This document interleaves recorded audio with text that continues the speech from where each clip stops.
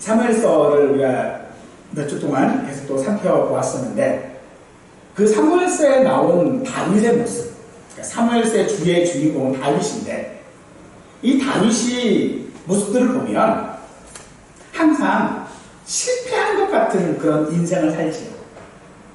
그런데 결과적으로는 다윗의 삶이 하나님께서 우리 인생 가운데 어떻게 섭리하시는지를 보여주고 있는 것들을 우리가 발견해 볼 수 있습니다. 그러므로 그것은 오늘 우리의 실패를 할지라도 하나님은 우리를 통해 역사하고 계시다라고 하는 것들을 우리에게 보여주고 있습니다. 오늘 본문에 바울도 저는 그와 같은 모습에서 우리가 바울을 발견할 수 있을 것입니다. 여러분들 글쓰기를 할 때 보면 글쓰기의 가장 기본이 되어지는 것이 무엇이냐면 기승전결이지요. 그건 글쓰기의 기본이에요. 그런데 이 기승전이 달라도 결과가 같다면 그 글은 좋은 글일까요? 나쁜 글일까요? 앞에 어떤 얘기를 다 해도 불구하고 뒤끝은 다 똑같아요. 그러면 그 사람의 글을 다른 사람들이 잘 읽을까요? 아니면 안 읽을까요? 우리의 믿음도 사실은 어떤 면에서는 결과가 같습니다. 모든 인생들의 기승전이라고 하는 것은요, 다 달라요. 사람들마다 인생의 기승전은요, 다 다릅니다. 그런데 그 다 다른 기승전 가운데에 결과는 다 똑같아요. 그게 우리 인생입니다. 그 결과가 왜 똑같을 수밖에 없는가라고 하는 것들을 오늘 말씀을 통해서 우리가 함께 살펴볼 수 있기를 간절히 원합니다. 바울과 바나바는 비시디아 안디옥이라고 하는 곳의 교회에서 파송을 받았습니다. 그리고 여러 곳에서 복음을 전하다가 이고니온으로 복음을 전하였으면 그곳에서도 도망칩니다. 그리고 루스드라라고 하는 지역으로 이제 들어가게 되어지는데, 이 루스드라라고 하는 이 지역은 그동안 바울과 바나바가 복음을 전했던 지역과는 두 가지 면에서 다른 곳입니다.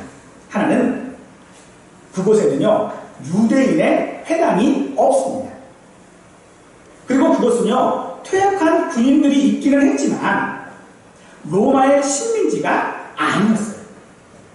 즉, 지금까지 바나바와 바울이 복음을 전한 도시들과는 전혀 다른 환경을 가진 지역이었다라고 한다는 것이죠. 그런데 그곳에서 복음을 전하다가 발을 쓰지 못하는 사람이 있는데, 그는 나면서부터 걸어본 적이 없는 사람이다라고 말하고 있습니다. 바울이 그 사람을 큰 소리로서 말하며 내 발로 일어나 걸어라 라고 하니까 그 사람이 일어나 걷게 되었다라고 하는 것이 오늘 우리가 읽은 본문의 내용입니다. 기적이 일어나는 것이죠.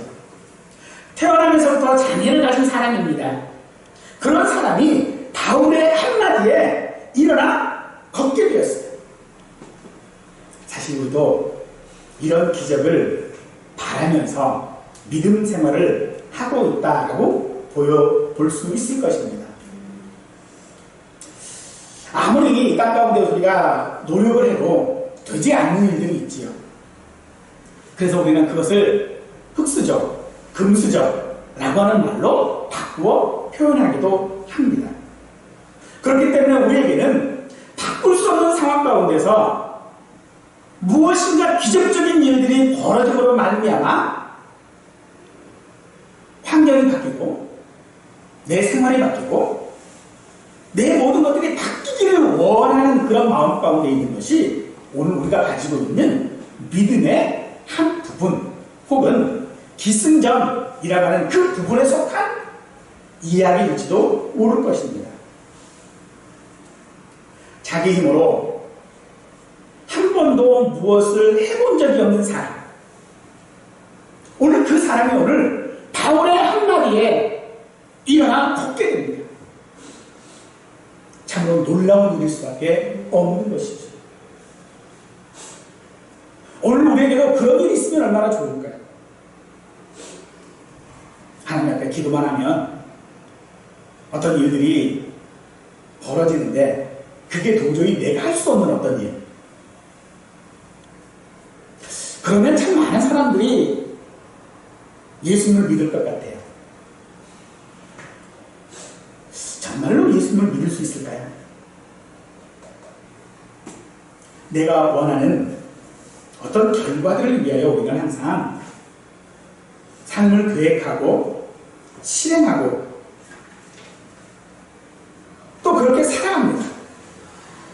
하지만 우리 사람의 인생이라고 하는 것이 언제나 생각한 그 결과대로 나타나는 것이 아닙니다.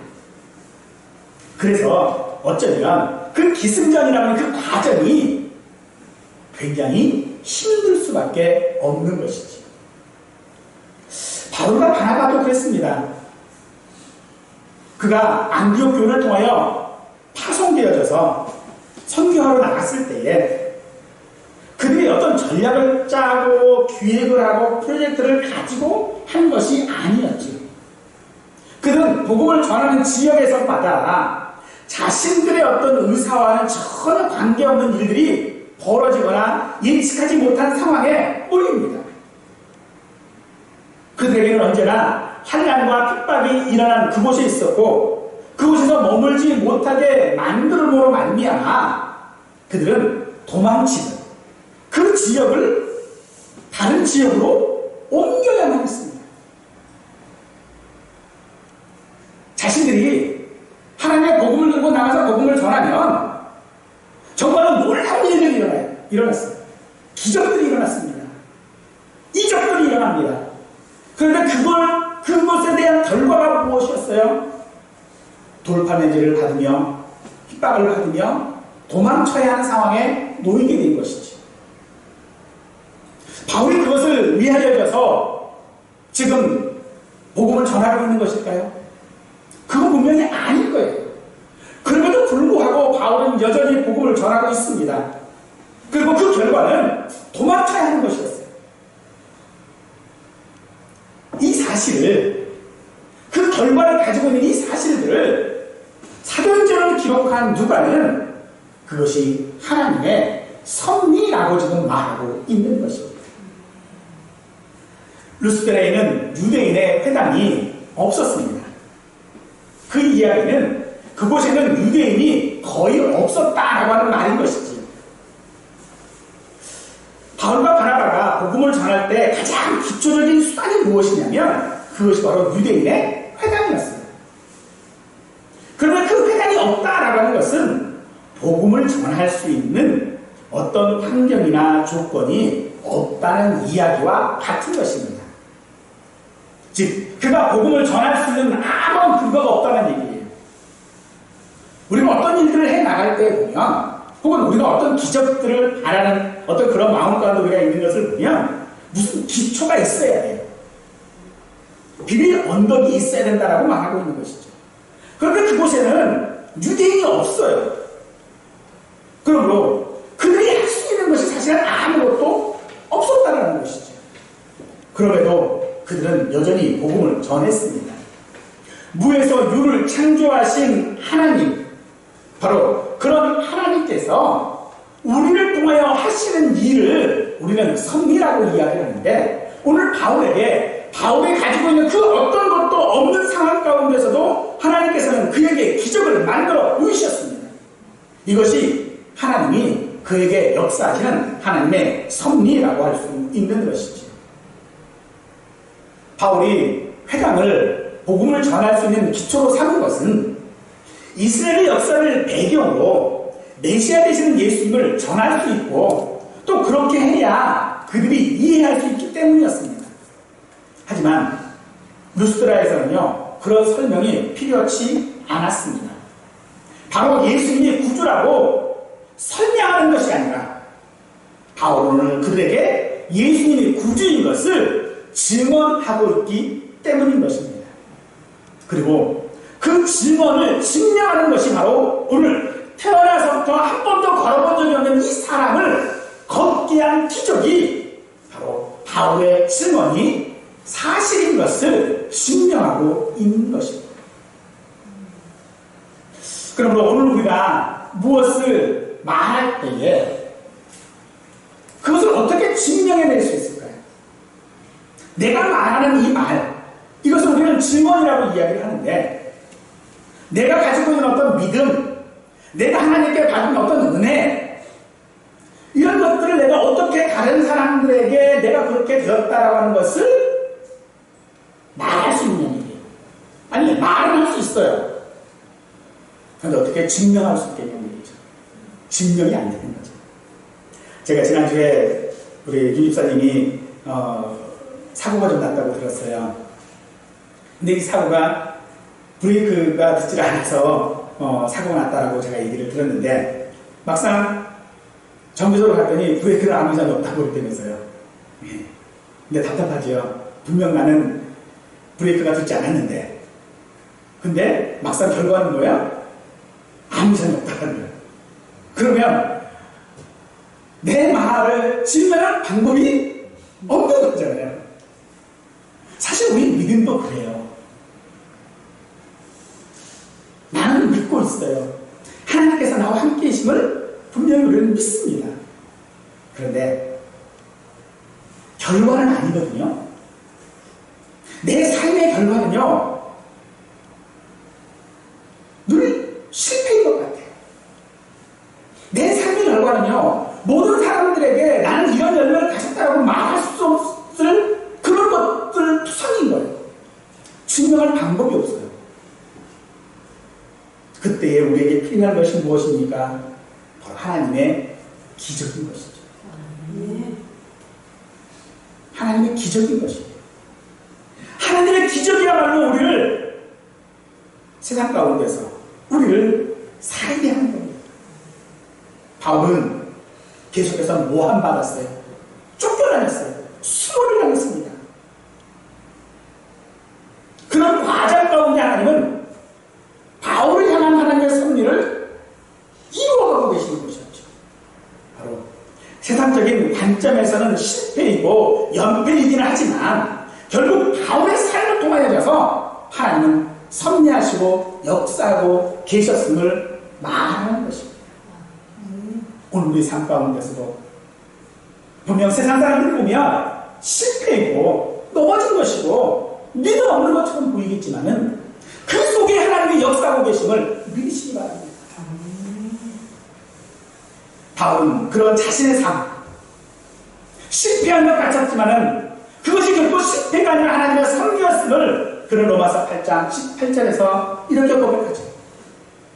생각건대 현재의 고난은 장차 우리에게 나타날 영광과 비교할 수 없도다. 그렇습니다. 바울이 지금 현재 고난을 당하고 있습니다. 그러나 그 고난이 나의 그 마지막 결과는 비교할 수 없는 것이었다라고 말하고 있다는 것입니다. 바울이 이 고백이 언제 한 고백입니까? 바울이 마지막까지 다 임무를 완수하고 성공한 다음에 모든 사람의 칭송을 받을 때 한 고백이 아닙니다. 이 고백은요, 로마로 가고 싶었지만은 고난 때문에 가지 못하는, 결국은 실패한 바울이 한 고백이라는 것입니다. 자신의 모든 인생을 다 걸고 복음을 전하고 그 복음의 마지막 전하는 곳이 로마였는데 그 로마에 가지를 지금 못하고 있어요. 결국 갑니다. 무엇으로 갑니까? 죄인의 모습으로 가죠. 잡혀가요. 그리고 결국 그곳에서 바울은 순교를 하게 되어지죠. 그 과정 가운데 바울의 고백이 장차 우리에게 나타날 영광과 비교할 수 없다라고 말하는 것입니다. 사도행전 3장에도 보면 베드로와 요한이 성전 이문에 앉아있던 사람에게 했던 일과 흡사한 것이 오늘 본문의 내용입니다. 사도행전 3장에서 나타난 그 사건은 하나님의 통치가 시작되었다라고 하는 그런 의미를 내포하고 있었죠. 즉 하나님의 섭리라고 하는 것을 인증해주는 사건인 것입니다. 오늘 이 이방의 지역인 루스드라에서 일어난 이 기적도 사실은 마찬가지입니다. 바울의 삶 가운데서 하나님이 섭리하고 계심을, 그와 함께하고 있음을 나타내는 증거인 것이죠. 사랑하는 성도 여러분, 오늘 그런 증거들이 오늘 우리의 일터와 가정과 우리의 삶의 현장 속에서도 지속적으로 일어나야 할 일입니다. 그런데 왜 우리의 삶에는 그런 기적들이 없을까요? 바울의 삶 가운데서는, 다윗의 삶 가운데서는 그 하나님이 함께하고 계시다고 하는 그 증거들이 자꾸 나타났었는데 왜 내 삶에는 하나님이 함께하고 계시다는, 하나님의 섭리하고 계시다는 그 증거가, 그 기적이 왜 내 삶에는 안 나타나는 거냐는 겁니다. 바로 그것은요, 우리가 바라고 있는 기적과 하나님께서 섭리하시는 기적이 다르기 때문에 그렇습니다. 우리는 눈에 보이는 기적을 원합니다. 우리 인생의 어떤 일들이 변화되기를 원합니다. 하지만 하나님께서 우리 인생에 보이시는 기적은요, 근본적인 것이에요. 그 근본적인 무엇입니까? 바로 죽었던 우리거든요. 우리는 이미 죄로 말미암아 죽었던 자들이었어요. 그럼 우리가 이제 어떻게 됐어요? 예수 그리스도로 말미암아 살아났어요. 그게 바로 우리 삶 가운데 일어난 기적 아니면 무엇이겠습니까? 내가 알지도 못했던 예수, 그 예수를 나의 구주로 영접하고 그 믿음을 가지고 있다 가운데 저 천국의 소망을 가지고 살아간다는 것 자체가 우리 인생의 기적일 수밖에 없다는 것입니다. 그래서 성경은요, 그런 기적에 대하여 우리가 말할 때에 이것을 신학자들이 특별 계시라고 이야기를 해요. 특별 계시라고 하는 건 뭐예요? 특별하게 했다라는 거거든요. 누구에게 특별하게 합니까? 특별히 나에게 알려주신 거예요.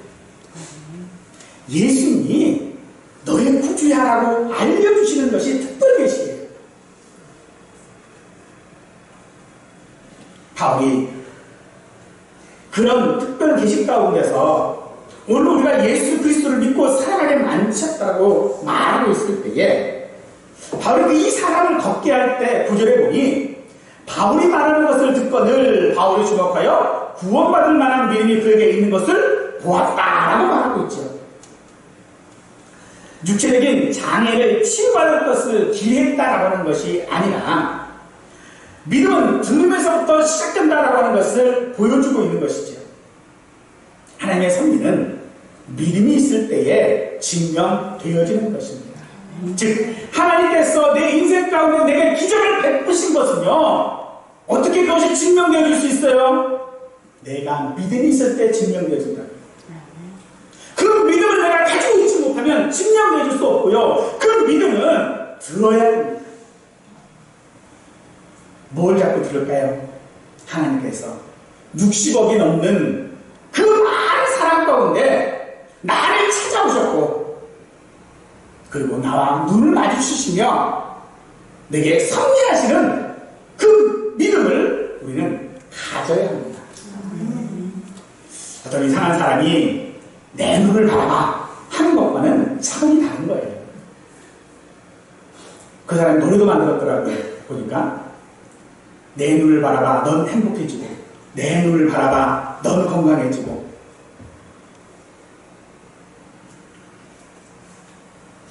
주님께서 이 말씀을 우리에게 하고 있는 것이 아니에요.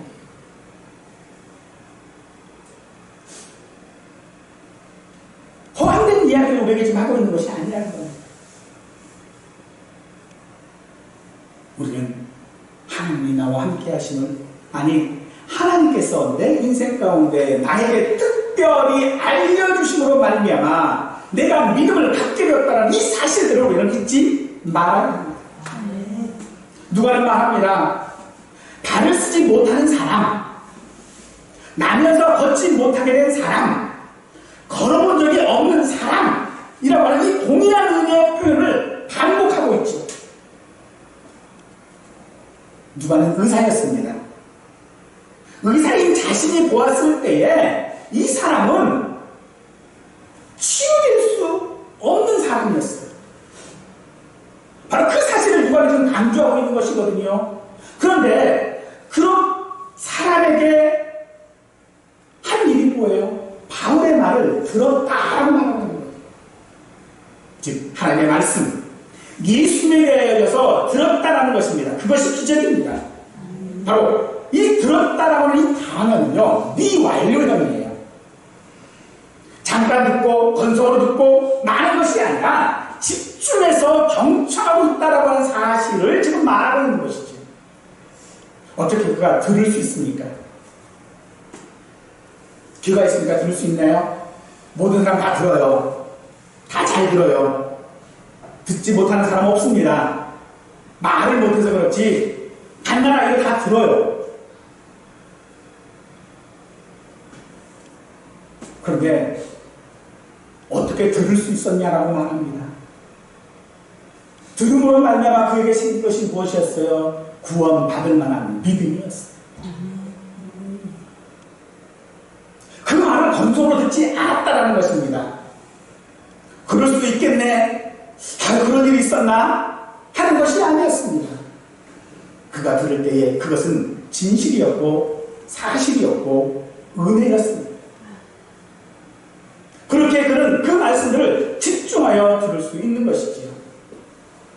사랑하는 성도 여러분, 오늘 우리의 삶 가운데 기적이 일어나기를 원하신다면 예수님의 말씀을 들으시기 바랍니다. 하나님의 말씀을 들으시기 바랍니다. 한번 믿어볼까? 하고 마는 것이 아니라 우리는 계속해서 믿어야 합니다. 비록 그것이 내 삶 가운데서 기승전 고난이고 기승전 힘든 일들이 있고 기승전 실패를 할지라도 우리는 여전히 믿어야 합니다. 여전히 믿고 있을 때에 그것이 나를 증명해 줄 수 있는 것이고 내 믿음을 증명해 줄 수 있다는 것입니다. 사랑하는 여러분은 내가 나인 것을 어떻게 증명하십니까?